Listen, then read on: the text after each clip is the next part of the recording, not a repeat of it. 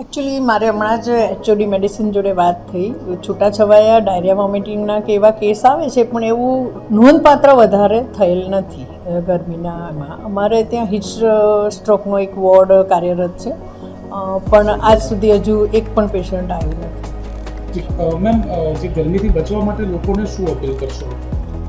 ગરમીથી તો બરોડાની ગરમી તો સૌથી વધારે જ છે, તો લોકોને એ અપીલ છે કે કોઈ પણ કામ હોય તો સવારે કે સાંજે પતાવે. બપોરના જવાના કામ વગર ટાળે. જો બાયચાન્સ નીકળવાનું થાય તો પ્રોપર દુપટ્ટો રાખે અને છાંયડામાં કામ કરવાનું કરે. વધારેમાં વધારે પાણી પીવે, સુતરાઉ કપડાં પહેરે, એ જ મારી અપીલ છે. મેમ, હજુ પણ ગરમી વધવાની શક્યતાઓ છે.